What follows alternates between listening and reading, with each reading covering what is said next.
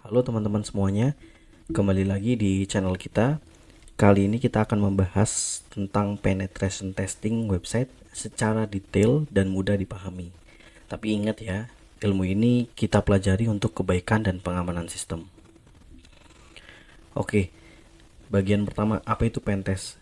Jadi secara umum pentest itu merupakan evaluasi keamanan sistem secara sistematis. Tujuannya apa? Biasanya bisa untuk mencari celah keamanan, melakukan simulasi serangan, kemudian membuat laporan temuan, serta memberikan rekomendasi perbaikan. Nah, tujuannya sendiri yang pasti yang pertama identifikasi keamanan itu sendiri ya. Kemudian validasi kontrol, kemudian pengajian ketahanan sistem serta pembunuhan regulasi. Nah, bagian-bagian atau tahapan-tahapan dari penetration testing sendiri itu dari reconnaissance atau pengumpulan informasi. Nah, tahap pertama dalam pentest itu adalah pengumpulan informasi. Jadi ibarat detektif nih, kita perlu mengumpulkan sebanyak mungkin informasi tentang target kita. Nah, ada juga dua jenis pengumpulan informasi. Yang pertama ada pasif, pengumpulan informasi secara pasif, yaitu biasanya mencari informasi tanpa berinteraksi langsung dengan target. Oke, kita akan contohkan ya. Jadi bisa menggunakan site. Nah, ini kita contohkan BPJS Ketenaga Kerjaan ya. BPJS Kesehatan.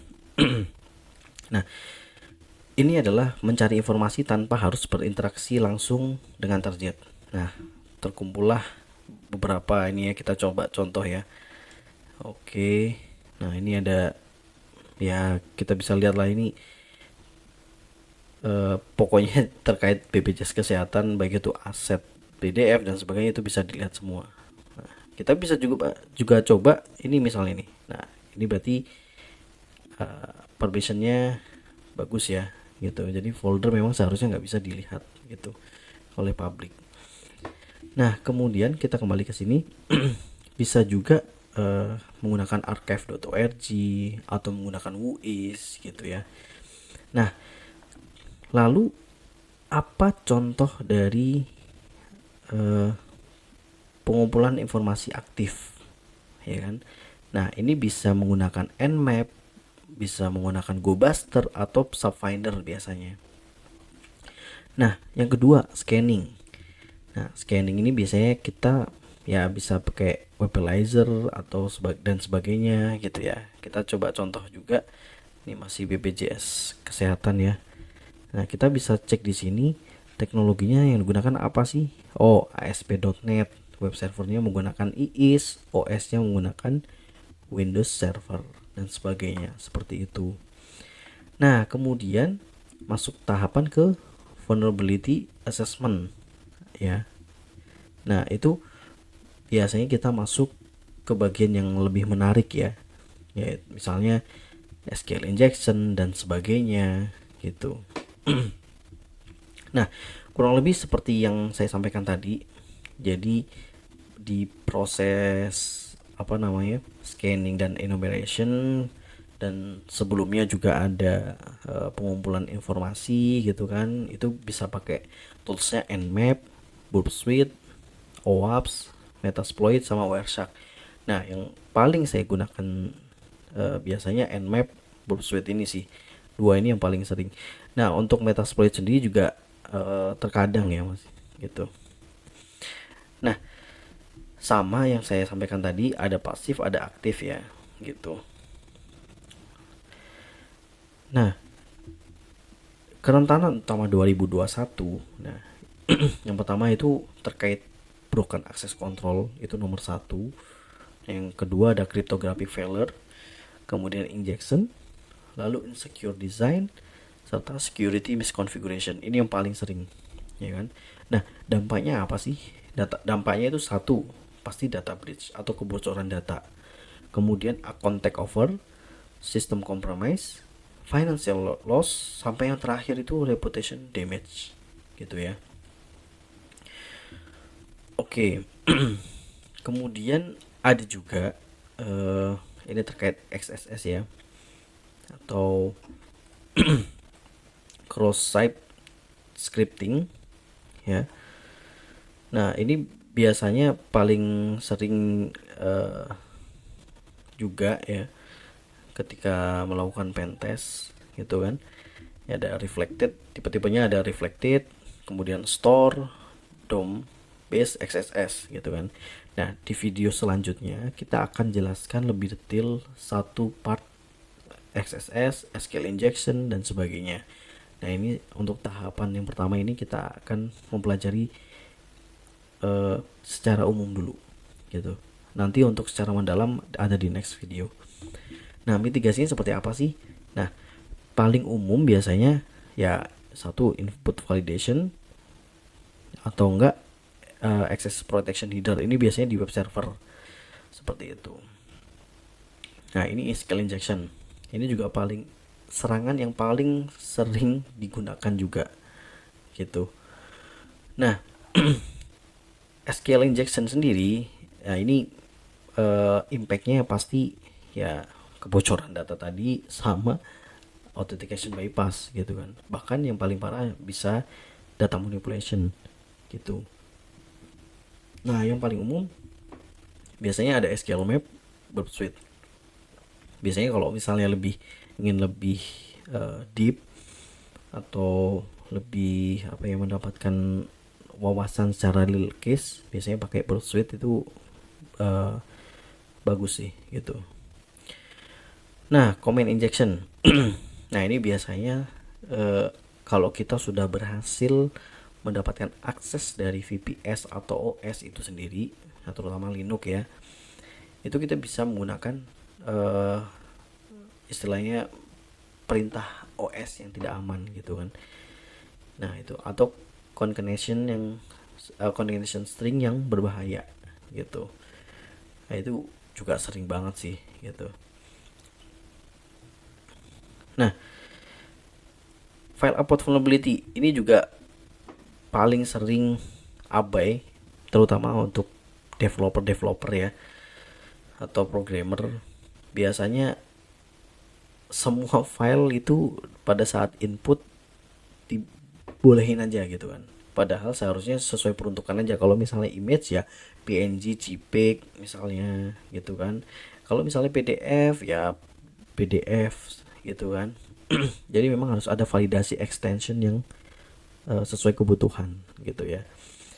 Nah, biasanya apa sih yang sering itu? Ya remote code execution, biasanya dia ngupload exe atau .bat yang berbahaya dan sebagainya gitu. Ya, ini yang paling sering terjadi sih gitu. Nah, kemudian ada authentication attack. Nah, yang paling sering ya brute force gitu kan. Nah, makanya best practice-nya sekarang itu 2FA atau multi-factor authentication. Nah, kemudian juga diimbangi oleh strong password policy, misalnya 8 sampai 16 huruf gitu kan. Atau mungkin kita berikan account lock ya gitu kan. 3 kali salah akun terkunci dan harus menggunakan verifikasi misalnya gitu. Nah, yang gak kalah penting yang terakhir itu secure session management. Jadi terkadang ketika login ya sudah, lifetime dari token tersebut itu sangat lama gitu kan. Padahal best practice-nya adalah mungkin beberapa hari. Kalaupun misalnya ingin tetap itu ya mungkin pakai refresh token dan sebagainya gitu. Nah, CSRF dan SSRF ini uh, sama, ini biasanya di uh, form gitu kan, salah satunya, atau di input gitu kan. Nah, makanya ada istilah course policy dan sebagainya, itu sebetulnya untuk mengamankan dari serangan-serangan ini sih gitu. Nah, ini yang paling sering kejadian yaitu selanjutnya ini broken access control. Ini paling sering ya ini. Ini kalau misalnya nggak ada pembatasan terkait apa namanya, permission dan sebagainya, itu pasti akan kebobolan gitu kan. Biasanya atau mungkin get API gitu kan, yang nggak perlu authentication, padahal itu mungkin seharusnya pakai gitu kan. Nah, itu masuk broken access control ini. Nah, makanya best practice-nya adalah role based access control. Nah, kemudian ya server side validation. Jadi contohnya sekarang paling banyak adalah misalnya front end back end gitu kan. Dari front end mungkin udah dijagain, tetapi itu pun nggak cukup ya, harus ada mungkin dari back end validation atau bahkan mungkin server side validation gitu kan.